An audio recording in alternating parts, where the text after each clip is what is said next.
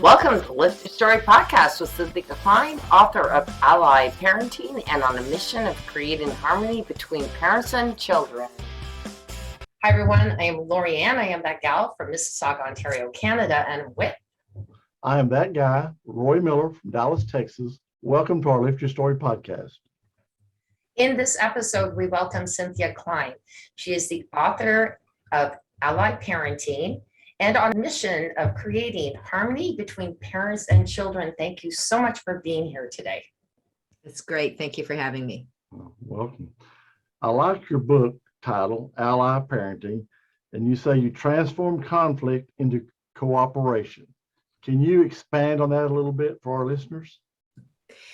So it was really challenging to come up with a title for a book. You know, they say how book titles are so important. It's supposed to be a certain way. And my book was published in 2017.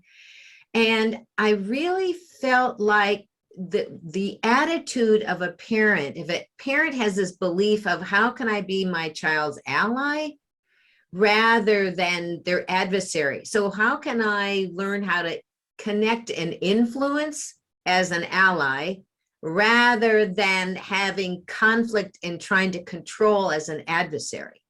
So one of the main things is parents to actually understand how they are really thinking about it. If they're thinking about controlling their kids, how do I get my kids to put their toys away? How do I get my kids to, put the long list? That's like an adversarial concept. It's like, how do I control?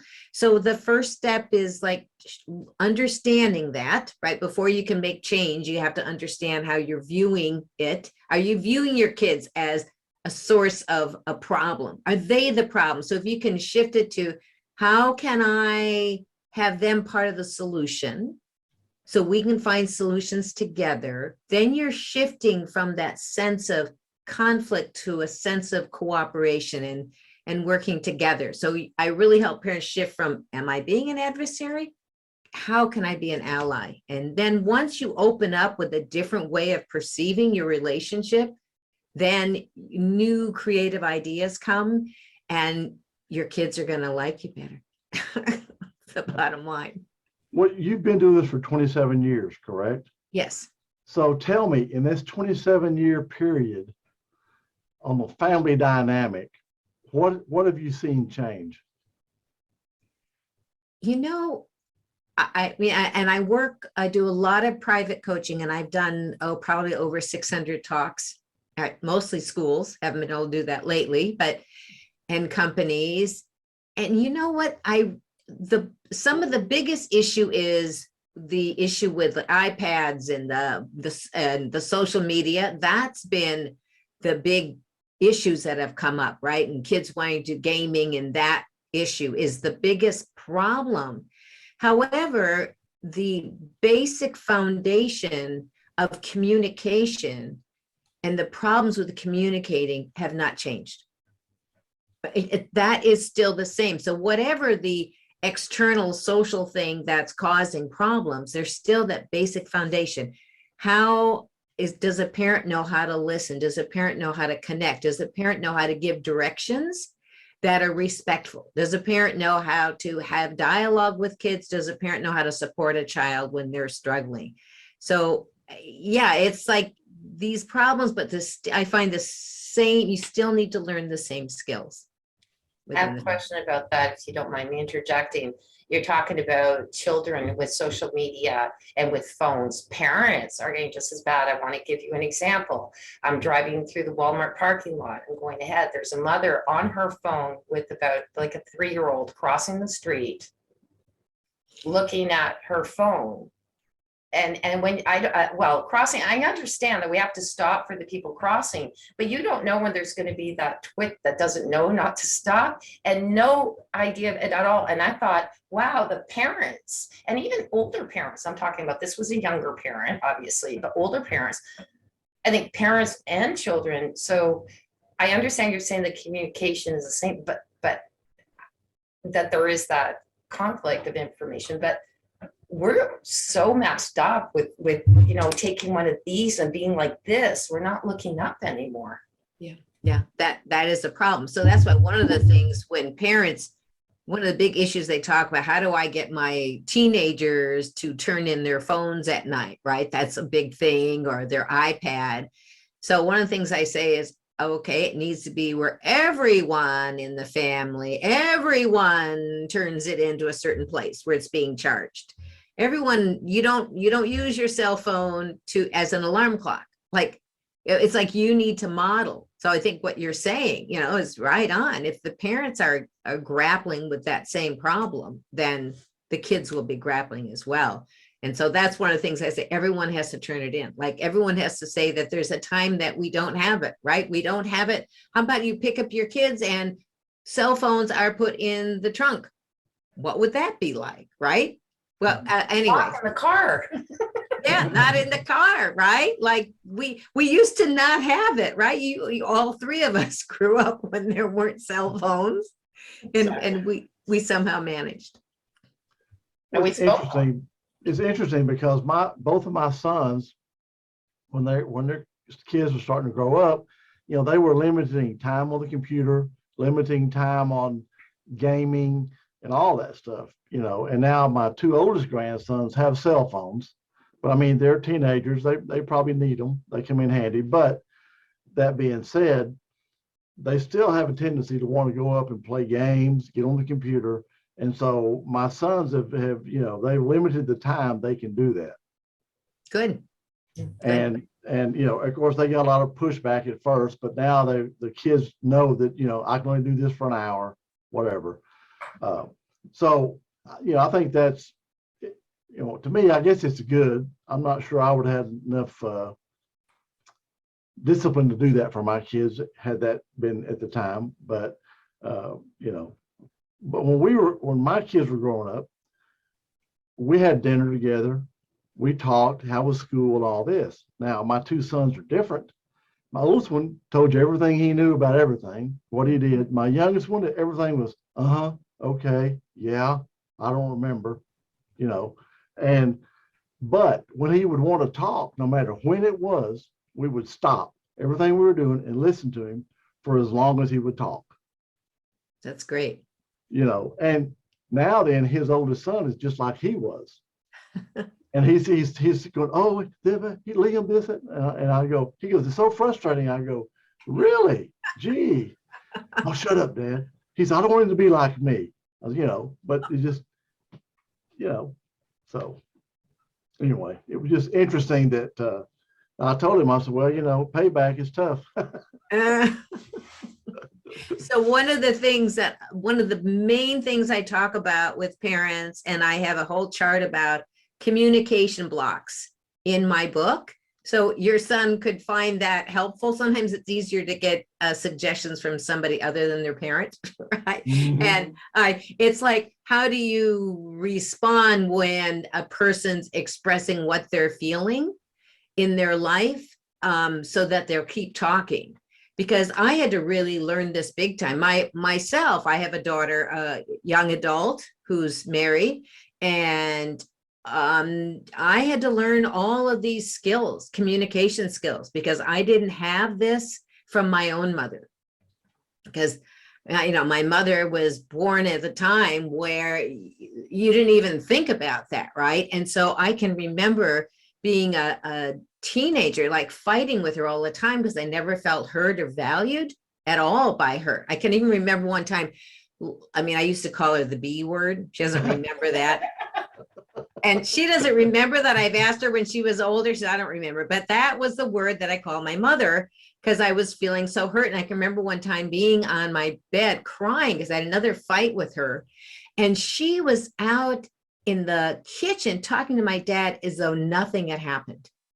And I can remember exactly where I was, and like a stab in my heart of, you know what, this is awful. And I don't want to have this with my own daughter. Like somehow I knew I was going to have a teenage daughter because mother and daughter is the most challenging of the relationships. And that was kind of like started my sense of how do I help in relationships with parents and children. So it really started at a young age that I wanted something different than what I had. I love you because we had a little chat prior to this, but It's a big word these days, and I think that this is really important if you can share this about being married to a narcissist and having to deal with the children and stuff like that. I know this is not your main goal, but you said that you dealt with this, and I just want to take a little bit of time because there are so many people talking to me about either being married to a female narcissist or male narcissist. They come in both forms, absolutely. So can you give us just an example of what you've dealt with? Because you did speak a little bit to having dealt with that. And I think that's important. I really think it's important for our listeners to hear this.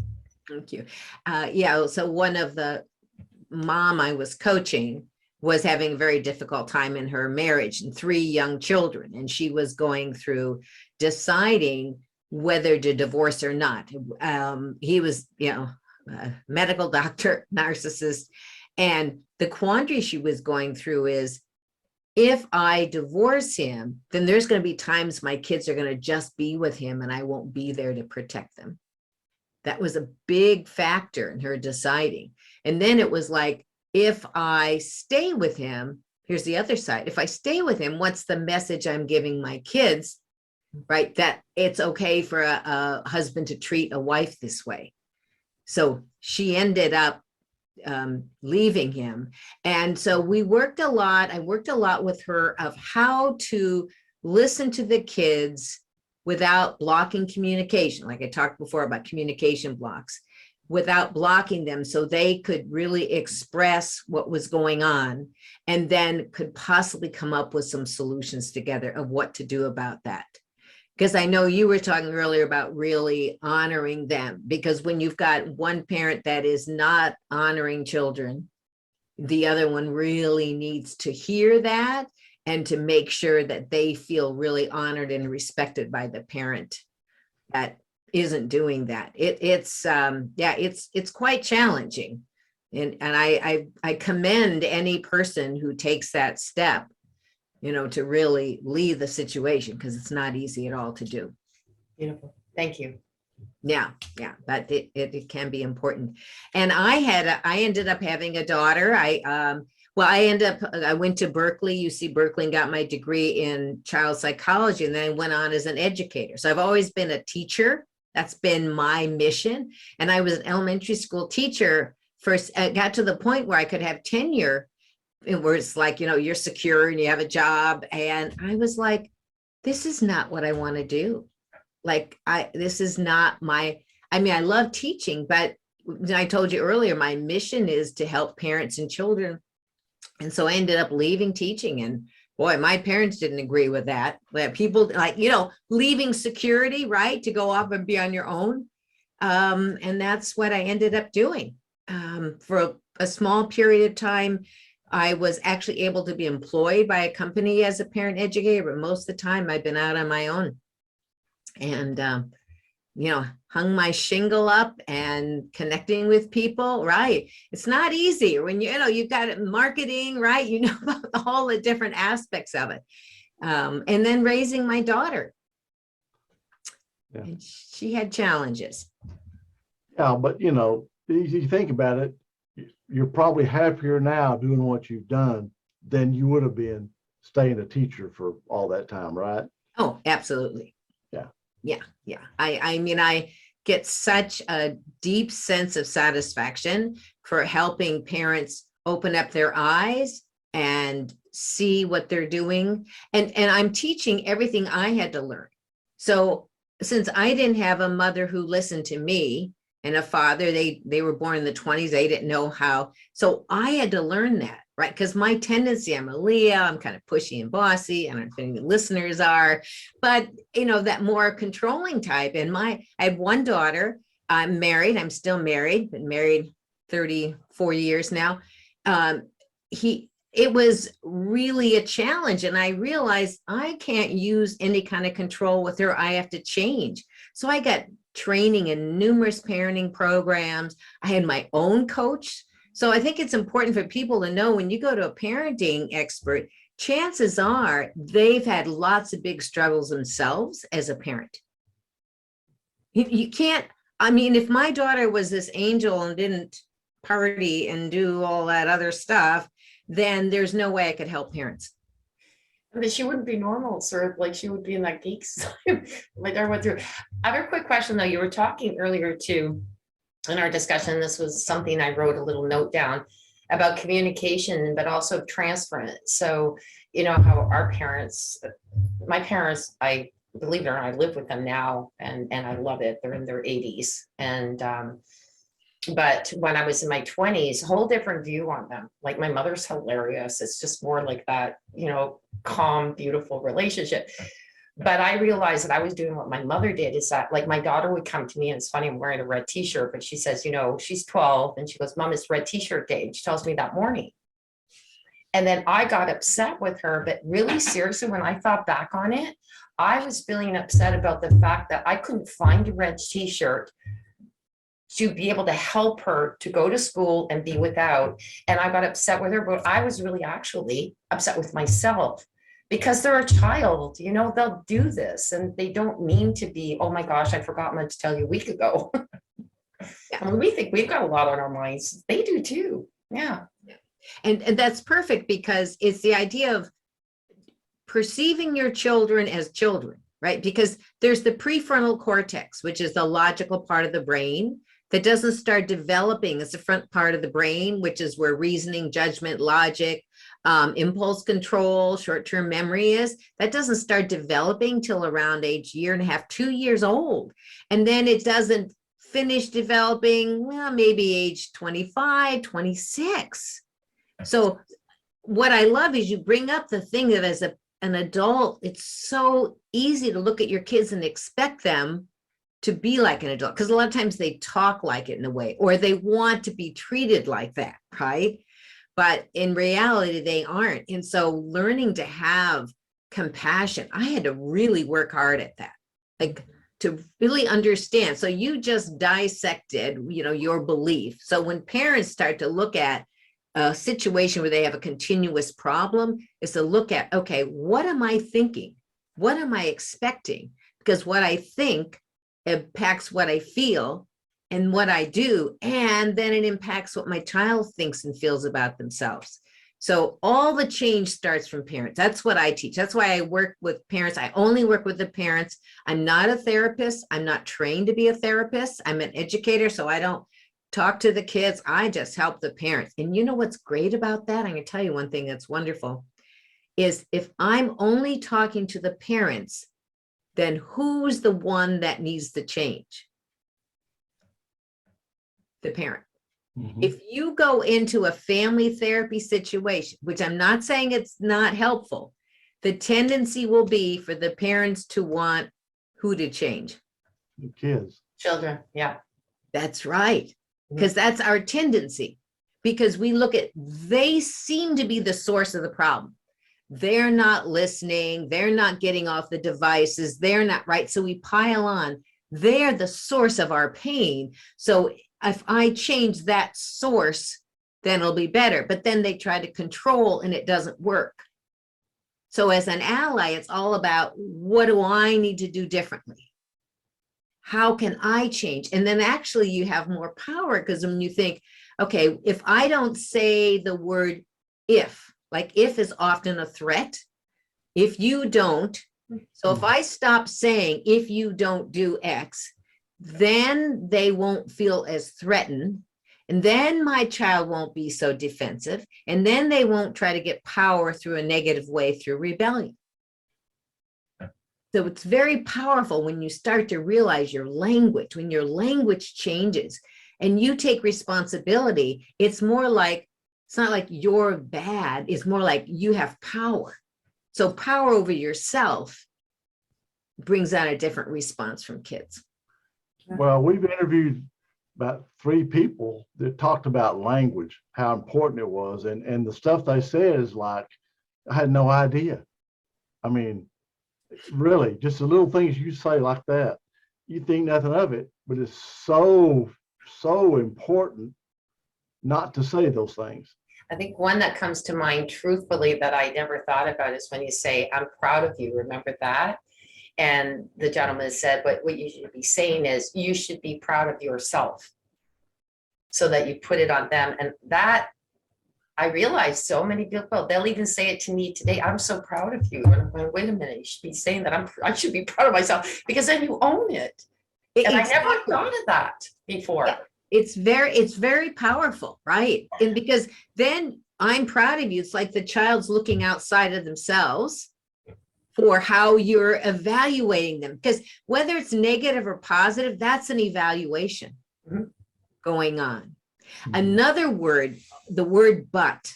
Oh yeah, we really got that one. You've heard that one. Okay. So if you do an empathetic phrase like, well, boy, it really looks like you're having fun watching TV, period. It's time to turn it off. Rather than you're really having fun watching TV, but it's time to turn it off. When you put that but in there, so you've learned that one, huh? It erases the day before. Definitely. I know Roy and I have become a lot smarter since our podcast. Hey, that, you know, look, and it's like, it's so powerful to get to learn these things. Like I learned Michael Popkin, the very first training I had for how to do a 6-week parenting program was from Michael Popkin. And it was a program I learned about. My husband's a piano technician. We are both self-employed. Crazy, right? We're both doing our own thing. And he was tuning a piano at a church, and the woman there was teaching parenting. And she said, I need to find somebody to train. So I got training from Michael Popkin. And that's where I learned about communication blocks. So if it's that, and I wrote about it. I said, I used a lot of his concepts in my book. Is it okay? He said, go for it. So learning about what you say and how it impacts others is so powerful. So rather than saying, well, I was just trying to help you, don't be so sensitive about it. Oh my gosh, who likes to hear that, right? Instead thinking, okay, wait a minute, that didn't come across the way I was hoping. Let me try again and present it in a different way.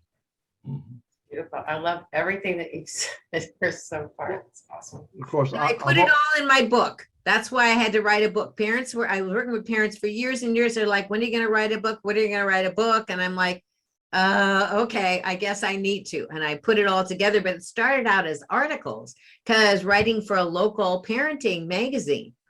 So it couldn't be more than 750 words. So most of my chapters are no more than 750 words.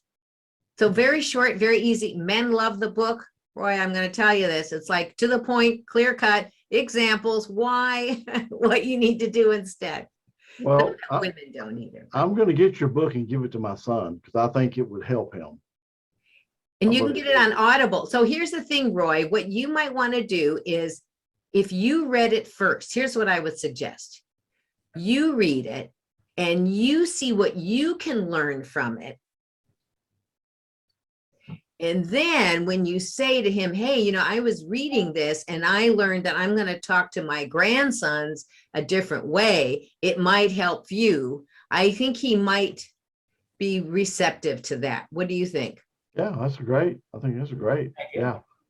I mean, he's wanting some help. He's wanting to, you know, he's really wanting to try to break in and have Liam open up to him and, you know, be able to communicate and not shut down and everything. So yeah, I think it'd be perfect. Great, great. Be interesting for him to explore why he didn't talk. Yeah, yeah. What were some things you might have been saying that kept him from talking? So what blocks you might have been using. So that would be an interesting conversation at some point. Yeah, I totally agree. But I've got to go back to something you said earlier about, you said you and your mom had a bad dynamic, okay? So, you know, is the mother-daughter dynamic typically adversarial? Well, the reason it's the most difficult is because the way females are made, right? We're the ones who have the baby. So we're made a certain way physiologically, is we want to be connected. So whether it's a negative connection or positive connection, this is what studies have shown. So women, mothers and daughters will fight rather than totally isolate, typically. Whereas men might typically kind of go off and isolate themselves, but females want to keep going at each other. Well, it's interesting because my wife is a middle child. So let me throw that out there first. Okay. Her sister was a cheerleader. Her brother was a big athlete. I mean, she was smart and everything, but her and her mom growing up, they just didn't connect. But what's interesting, later on in life, my wife was the caretaker for her parents. Mhm, mhm. You know, she's the one that did everything for them and is still doing stuff for her mom's in the nursing home. But so it's funny to see that transition from where they were when we first met and got married and all that to later on when our parents started health started declining, that she was the one that was always there and did everything for them. Wow. So she had a really deep commitment towards her mom and her Yeah, parents. yeah, Sounds like. yeah. Oh Yeah. yeah. And it was because what can happen is even though I had a hard time, my daughter helped me overcome my struggles with my mother and my hurt feelings. It was interesting. So it sounds like your wife, even though there was a difficulty, she was able to overcome those feelings she might have had about not feeling heard or whatever it was to still take care of them. That's wonderful. Yeah. I had to change. My daughter had struggles. We did pretty well because I worked on all the stuff I have in the book. I worked on learning it. It didn't make her a perfect person. She had many challenges. In 5th grade, she had 5 girls all turn against her, which was trauma. Oh my God, it was huge trauma for her for many, many years, how she felt about herself. She felt so bad about herself. She did risky behaviors. People don't feel good, do risky behaviors. So whenever I talk to parents and they tell me my child isn't doing their schoolwork, I think, oh, that's the least of your problems. Sorry, but it's like, bigger things. But because I've had to go through so much learning how to stay connected, how can I be an ally? How can I be a parent? And when things are really bad, my daughter knows, and my husband learns this as well. My daughter knows she can call us. Mhm. We'll be there for her. We won't blame her. We won't humiliate her. Because I think that's what children need overall.